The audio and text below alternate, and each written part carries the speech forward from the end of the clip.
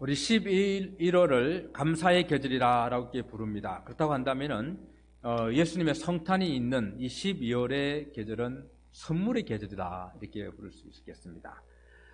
선물은 언제나 사람의 마음을 이렇게 기쁘게 하잖아요. 그래서 그 선물이 크고 작음에 떠나서 선물을 이렇게 받게 되게 되면은 다 마음이 즐겁습니다. 여러분들은 이번 12월에 어떤 선물을 받기를 이렇게 기대하시고 원하십니까? 기대하시면 좋은 선물이 있을 줄 압니다. 그런데 요즘에 이제 선물은 있잖아요. 자꾸 받고 싶다고 노래를 불러야 된대요. 그래서 같이 계신 분들한테 내가 받고 싶은 선물 자꾸 노래도 부르고 책상 앞에 크게 써놓기도 하고 달력에다가 크게 써놓기도 하고 자꾸 노래를 부르면 좋은 선물이 아마 있을 것 같습니다. 오늘 예수님께서 제자들 3명, 베드로와 야고보와 그리고 요한을 데리시고 높은 산에 올라가셨습니다. 근데 그 높은 산에서 이 제자들이 아주 하나님으로부터 값진 선물을 받았습니다. 그 선물이 뭔지 우리가 한번 알아보기를 원합니다. 오늘 본문은 엿새 후에 예수께서 베드로와 야고보와 그 형제 요한을 데리고 따로 높은 산에 올라가셨더니라고 시작을 합니다. 엿새 후라고 하는 것은 가이사랴 빌립보에서 있었던 지난 2주 동안의 그 말씀 있지 않습니까? 그 말씀 속에서 주님과 제자들과의 이 대화 이후에 있었던 일이다라는 그런 말씀입니다.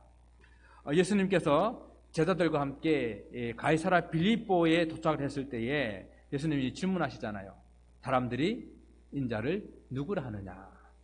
그러니까 그때 베드로가 대표로 대답합니다. 그 베드로의 대답은 오늘 우리들의 고백이어야 하고 또 항상 우리의 삶 속에서 되어지는 그런 고백이어야 됩니다. 그래서 다 같이 한번 베드로의 그 대답을 가지고 우리 고백을 해보겠습니다. 다 같이 고백해 볼까요? 주는 그리스도시요 살아계신 하나님의 아들이시니다. 바로 이 고백을 듣고 난 이후에 주님께서는 그때로부터 비로소 주님의 길, 즉 예루살렘으로 올라가서 장로들과 대제사장들에게 고난을 받고 십자가에 죽으시고 그리고 제3일 만에 다시 살아나야 하실 것을 말씀을 하셨습니다. 주님의 십자가와 그리고 주님의 이 부활을 통한 생명의 그 길을 제자들에게 비로소 나타내셨다라는 것입니다. 그러나 제자들은 주님의 이 말씀을 아주 완전하게 이해하지는 못했습니다. 그래서 베드로가 예수님을 가로막고 항변하여서 주님께서 오신 목적을 이해도 못하고 주님께서 가시려고 하는 그 길도 이해를 못했기 때문에 주님 일이 절대 주님에게 일어나서는 안 됩니다라고 이렇게 말했잖아요. 그러니까 엿새 후라고 하는 이런 일들이 있은 엿새 후에 주님께서 3명의 제자들을 데리고 높은 산에 올라가셨는데 이 산에 우리는 일명 변화산이라 그러잖아요. 그래서 이 산 위에서 제자들이 하나님으로부터 받은 선물이 있다고 하는 것입니다. 그 받은 선물, 첫 번째 선물은 바로 산 위에서 변화된 예수님의 모습입니다. 예수께서 산 위에 올라가셨을 때에 그들 앞에서 그의 모습이 변형되셨어요. 단순히 그냥 얼굴이 좀 환하게 보이는 것이 아니라 완전히 이 세상에서는 볼 수 없는 다른 모습으로 변형됐다는 이야기입니다. 그래서 우리는 일명 이 산을 변화산이라고 부르고 이 산에서 있었던 사건을 변화산 사건이다 이렇게 부르고 있는 것입니다. 누가복음에서는 예수님께서 기도하러 높은 산에 올라가셨다라고 말씀을 합니다. 그렇습니다. 예수님의 모든 행동들, 예수님 모든 말씀은 다 그 목적이 있습니다. 그래서 예수님께서 그 사역의 대전환점을 이루는 이 시기에 있어서 예수님께서 기도하시기 위해서 높은 산에 올라가셨다. 그리고 거기서 기도하시는 중에 예수님의 모습이 아주 놀랍게 변화가 되었다라는 것이죠. 오늘 2절 말씀을 보게 되게 되면은 그때 예수님의 얼굴이 정말 해아같이 빛나고 그리고 그 옷이 빛과 같이 아주 희어졌다라고 이렇게 말씀을 하고 있습니다. 그럼 예수님께서 변화되신 것이 왜 이 제자들에게 선물이 되겠습니까? 예수님의 제자들이 대화 중에서 가장 예수님이 제자들과 대화 중에서 가장 충격적인 대화가 또 사실이 무엇이었을 것 같아요, 여러분? 이 가이사랴 빌립보에서 제자들과 대화를 했을 때 가장 이 제자들이 충격을 받았던 것 대화는, 그렇죠? 예수님께서 예루살렘 올라가시는데 그 올라가셔서 이제 장로들과 대제사장들에게 고난을 받고 죽임을 당한다는 것입니다. 죽으시기 위해서 예루살렘에 올라가신다는 거예요. 그리고 주님께서는 그 주님의 길을 가시고 이제 제자들도 그 주님에 따라서 그 제자들의 길을 가야 된다. 그러기 위해서 자기를 부인하고 각자 자기 십자가를 지고 따라야 된다라고 말씀하셨습니다. 충격적인 이야기예요. 만약 여러분들이 정말 믿고 따르는 그런 여러분들의 어떤 스승이 있는데 갑자기 그 스승이 모든 것을 다 버리고 죽기 위해서, 지도자들에게 잡혀서 죽기 위해서 죽음의 길을 간다고 한다면, 그리고 또 너희들도 나와 같이 내가 간 이 길을 따라와야 할 것이다라고 말씀을 한다면 얼마나 그 일이 충격적이겠어요. 가끔 이제 동기들이나 이제 선교사님들 중에서 갑자기 주님 앞에 헌신을 해가지고 놀라운 폭탄 선언을 합니다. 가족들에게 이제 내가 교회를 접고 저 선교지로 가게 되겠다. 하나님의 그 부르심을 내가 거부할 수가 없다라고 이렇게 말하게 되면 갑자기 그 가족이 청천벽력 같은 그런 소리를 듣게 되는 것이죠. 그래서 실제적으로 선교사님 자녀들이 받은 상처가 많아요. 마치 자기를 버린 것 같은 그런 어떤 아픔들을 가지고 있는 그런 이야기를 들어본 적이 많이 있습니다. 오늘 주님께서 그 제자들에게 내가 이제 죽음의 길을 가야 되겠다라는 것입니다. 그래서 그들은 절망할 수 있고 낙담할 수 있고 정말 이런 속에 있는 그런 제자들을 데리고 주님이 높은 산에 올라가셨습니다. 그래서 이 주님을 따르던 이 제자들을 그 산에 올라가셔서 주님이 이 놀라운 변화하는 이 사건을 갖게 되는데, 이 제자들에게 있어서 이 충격적인 말을 들은 이 제자들에게 있어서 그래도 주님을 믿고 따라갈 수 있는 어떤 길이 있다고 한다면은 주님이 정말 누구이신지 아는 길, 정말 주님이 가시는 이 길이 정말 어떤 길인지 아는 길, 그 길일 것입니다. 그래서 저는 이렇게 생각해요.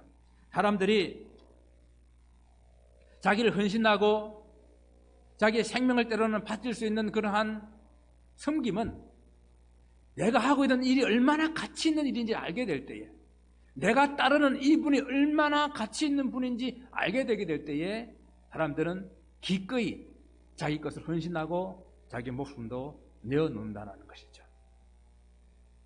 오늘 그런 의미에서 주님께서 기도하신 중에 놀라운 모습으로 변형이 되셨어요.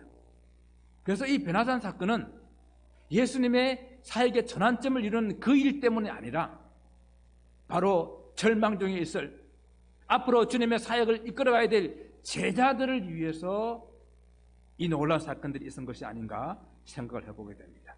그래서 이 변화산 사건은 제자들에게 다시 소망을 주는 것이요, 다시 주님이 어떤 분이신지를 다시 믿고 따를 수 있는 확신을 주는 그런 시간이 아니었을까 생각합니다.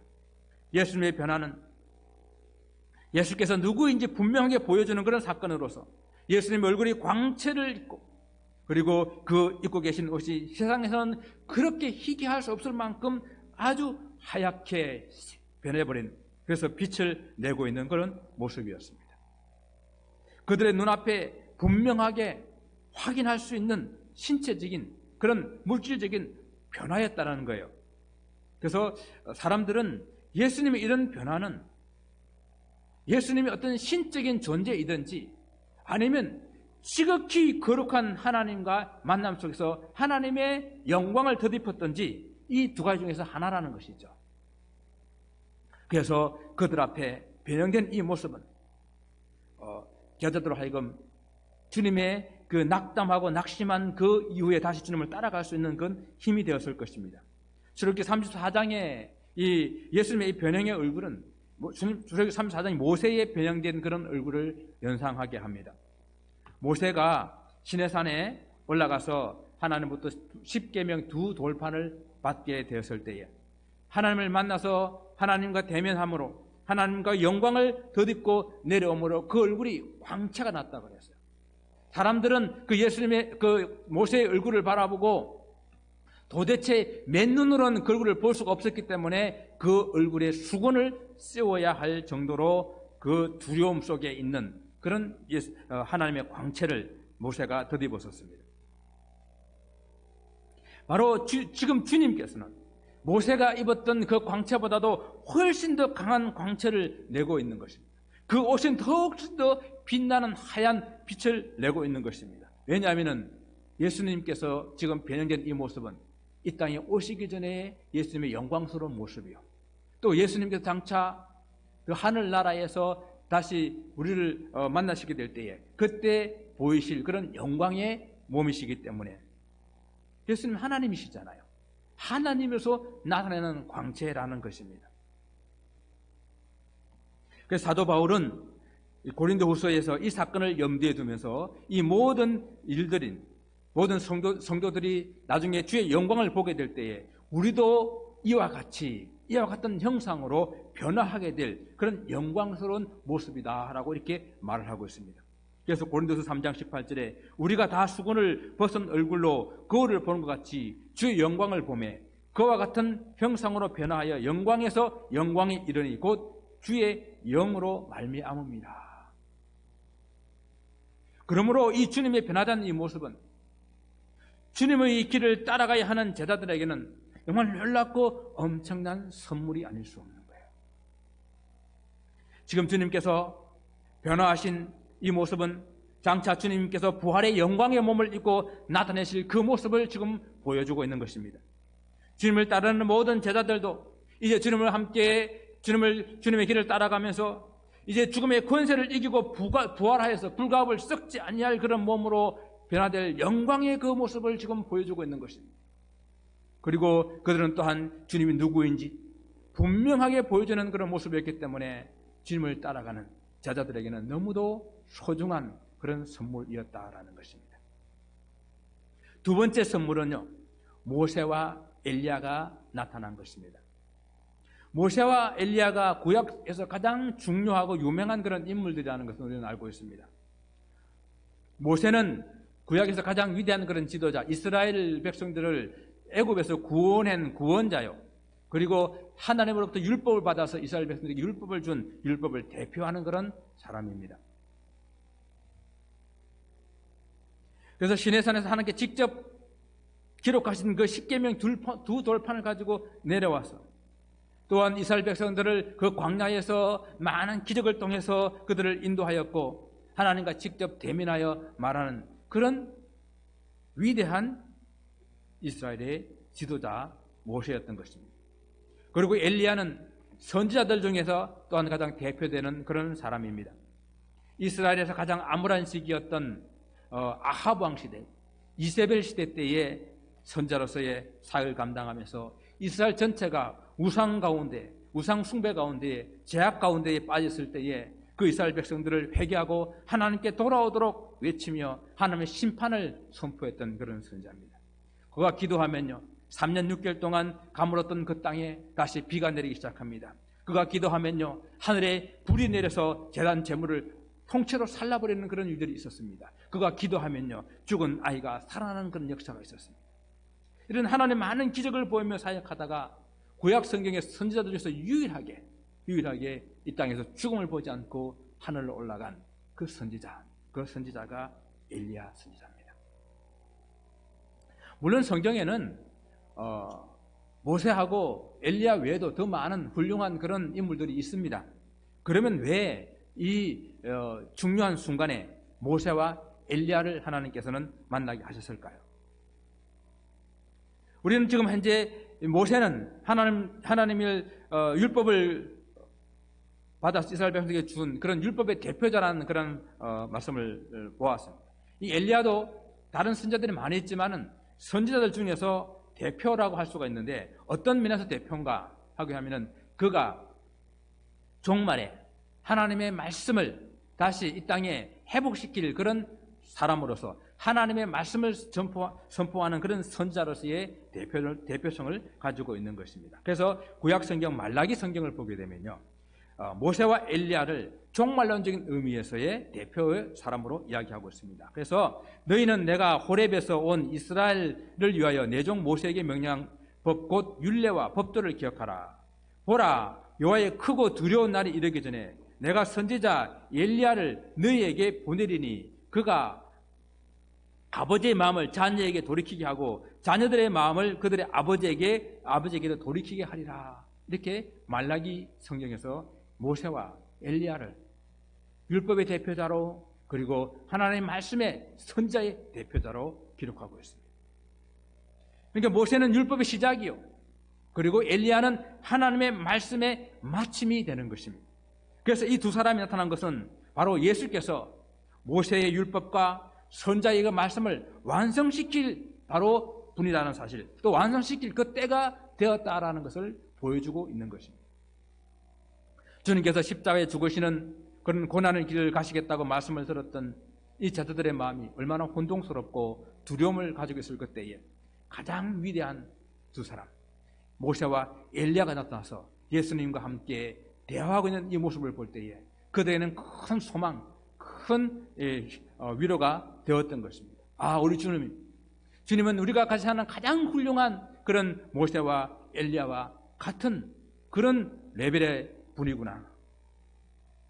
또 주님께서 가시고 있는 십자가의 길이 무엇인가, 또 그 길을 얼마나 하나님께서 이미 예언된 그 말씀을 성취시키시는가 하는 것을 알게 되었을 때에 이것은 큰 선물이 아닐 수가 없다라는 것입니다. 그리고 이제 세 번째는 변화산에서의 그 선물은 하늘에서부터 들려오는 그 음성, 하나님의 소리였습니다. 베드로가 주님께서 변화하신 그런 황홀한 모습을 보고 또 모세와 엘리야가 예수님과 대화하는 그런 모습을 보고 난 후 정신없이 한 이야기가 있죠. 그 이야기가 무엇입니까? 주님 여기가 너무 좋습니다. 여기가 좋사오니 만일 주께서 원하시면 내가 여기 주님을 위하여, 모세를 위하여, 그리고 엘리야를 위하여 초막 셋을 짓겠습니다. 베드로는 아직 변화산에서 일어난 이 사건의 의미를 베드로뿐이겠습니까? 잘 알지 못하고 있습니다. 그러자 하늘에서 소리가 들렸습니다. 그 말을 하고 있을 때에 홀련히 빛난 구름이 그들을 덮으며 구름 속에서 소리가 나서 이럴 때 이는 내 사랑하는 아들이요 내 기뻐하는 자니 너희는 그의 말을 들으라. 이것은 예수께서 어떤 분이신지 가장 직접적이고 확실하게 들려주시는 그런 말씀입니다. 예수님이 하나님의 아들이라는 하나님의 직접적인 그런 선포이십니다.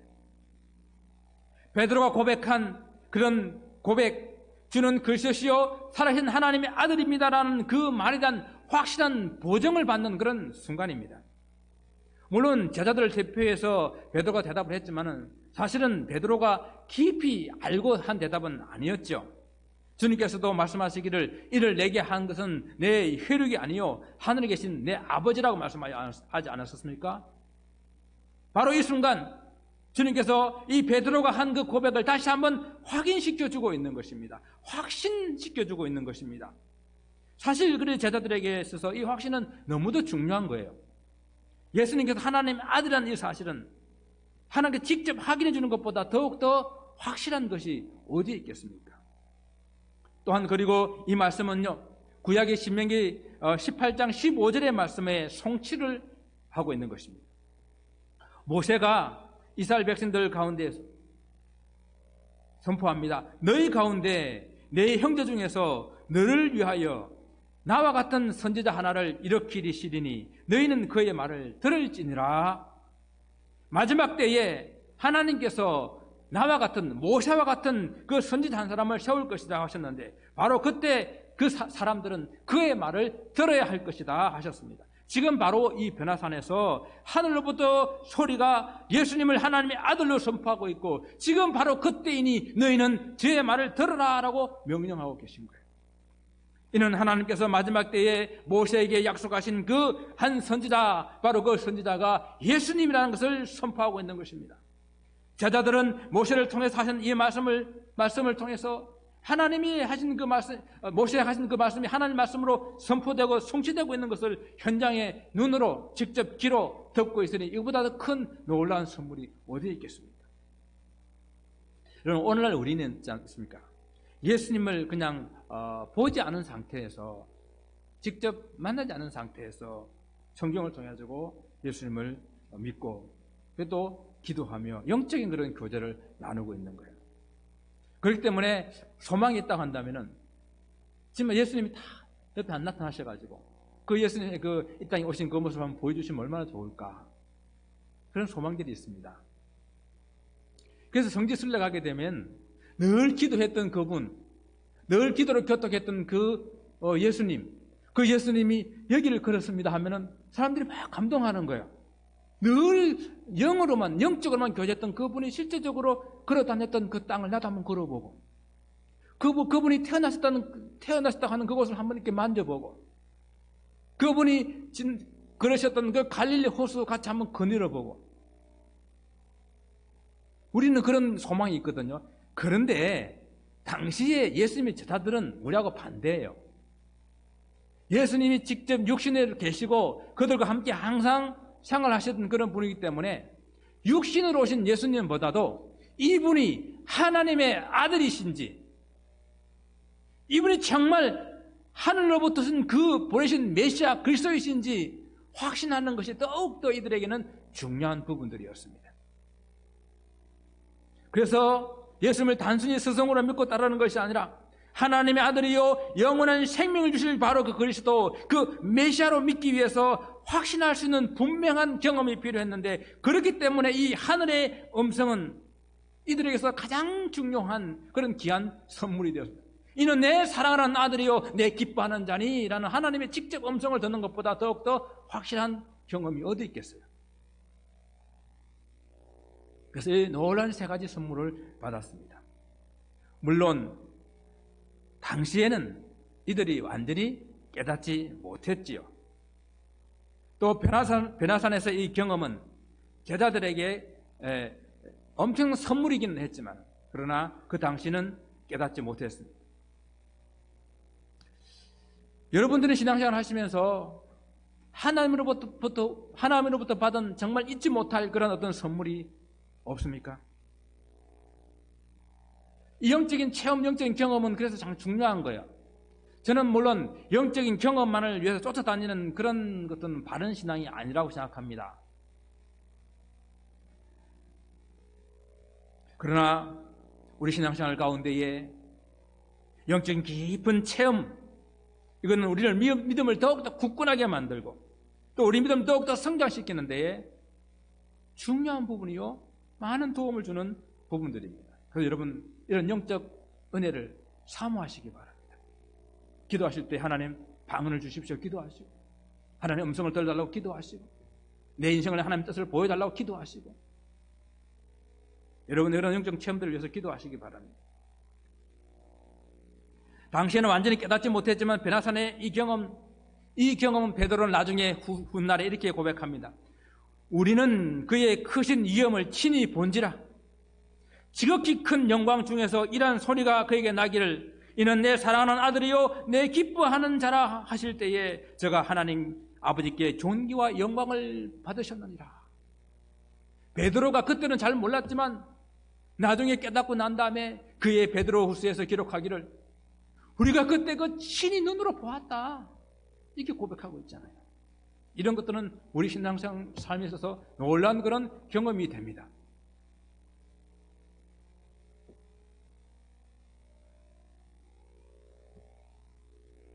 베드로와 다른 제자들에게 이 베나산 위에서의 경험은 장차 그들이 이 주의 복음을 위해서 정말 충성하고 순종할 수 있는 큰 용기와 믿음을 주었을 것입니다. 베나산에서 받은 이 큰 선물은 기꺼이 그들로 하여금 이제 나도 주님을 위해서 그 주님이 가신 그 길을 따라 제자의 길로 갈 수 있게끔 자기 십자가를 지고 죽음의 자리까지 나아갈 수 있게 했을 것입니다. 그런데 놀라지 마십시오. 아직도 선물이 하나 더 있습니다. 갑자기 빛난 구름이 덮이고, 그리고 구름 속에서 소리가 들리자 제자들은 두려워서 엎드릴 수밖에 없었어요. 정말 이 하나님의 놀란 강력한 임재 앞에 두려워하지 않을 인생이 없거든요. 빛난 구름은 하나님의 임재를 의미합니다. 그 하나님의 임재 앞에서 두려워하지 않을 인생이 없는데 그 속에서 또 하나님의 음성이 들리는 거예요. 이 두려움 속에서 시간이 얼마나 지났는지 알 수 없지만은 예수께서 그들에게 찾아오셔서 제자들에게 손을 대며 일어나라, 두려워하지 말라 이렇게 말씀을 하십니다. 그래서 제자들이 눈을 들어보니 오직 예수 외에는 아무도 보이지 않았습니다. 그들이 조금 전에 보았던 그 예수님의 놀랍게 변형된 그런 황홀한 그런 모습도 없어져 버렸고, 예수님과 함께 대화하던 그들의 위대한 지도자 모세와 선지자 엘리야도 그들 눈에는 사라져 버렸고, 더 이상 하늘에 빛나는 구름도, 구름 사이에서 들려던 하늘의 소리도 없습니다. 모든 선물이 순식간에 다 사라져 버렸습니다. 그리고 예수님만 남아있습니다. 그럼 그들에게 아직 남아있는 선물은 무엇입니까? 그렇습니다. 예수님 외에 아무것도 없는 것, 정말 오늘 오직 예수만 남아있는 이것이 그들에게 최고의 선물이었다는 것입니다. 이것이 본문의 핵심이에요. 황홀한 빛을 내시고 빛난 옷을 입고 계신 예수님이 아니어도 지금 그들 눈앞에 계신 주님, 곧 십자가를 지고 골고다 언덕으로 올라가실 바로 그 예수님이 우리에게 최고의 선물이라는 이야기입니다. 성경에서 가장 위대한 인물 모세와 엘리야, 그들 곁에 함께 대화하는 그런 예수님, 또 그들과 함께 있는 그런 모세와 엘리야, 대단한 선물이죠. 하지만은 사실 그들도 놀라운 위대한 인물이긴 하지만은 예수님과 비교해 보게 될 때는 비교가 안 되는 그런 인물들이에요. 그들은 모두 예수님의 어떤 분이신지를 나타내주기 위한 그림자적인 존재일 뿐입니다. 오직 예수님만이 최고의 선물이에요. 그리고 최고의 선물인 예수님을 인생의 주인을 삼고 오직 예수님을 따르고자 하는 결단이 오늘 있는, 그것이 바로 오늘 주님께서 하시는 그 말씀, 너희는 저의 말을 들으라 하는 그 음성에 듣고 순종하는 그런 우리들의 모습일 것입니다. 우리는 오늘 결단하기를 원합니다. 더 이상 하늘의 그 음성은 없어도 우리에게 이미 기록된 말씀, 예수님의 복음의 말씀, 그 말씀이 우리에게 있습니다. 그 말씀을 읽고 주님께서 원하시는 그 뜻대로 사는 것, 그것이 주님의 음성을 듣는 것입니다. 여러분, 듣는다는 것이 무엇이에요? 그냥 귀로 듣는 것, 이것을 듣는다라고 말하지 않잖아요. 듣고 순종하며 행하는 것, 그것을 쟤는 말을 참 잘 들어 하게 될 때에 그 말을 듣고 순종하는 것을 듣는다라고 말하잖아요. 오늘 주님께서는 우리에게 계속해서 성경을 통해서 말씀하십니다. 하나님께서 너희는 제 말을 들으라 라고 말씀하십니다. 사랑하는 성도 여러분, 베나산에서 받은 선물은 단지 그 산에 올라갔던 3명의 제자들에게만 주신 것이 아닙니다. 그때 당장은 이해할 수 없었기 때문에 그 다른 제자들에게 알리지 말아 하셨지만은, 그러나 주님께서 십자가 지시고 다시 부활하신 후에는 그들에게도 전하여 알게 하셨습니다. 또한 오순절 성령 강림 사건 이후에는 주님께 주신 이 선물이 무엇을 의미하는지 확실하게 알았기 때문에 모든 제자들이 동일한 그 선물을 누리며 받으며 또 세상 사람들 가운데에 그 선물을 전파하는 삶을 살았던 것입니다. 그리고 변화산에서 제자들이 받은 선물은 오늘을 살아가고 있는 저와 여러분들에게도 아주 귀중한 선물이 됩니다.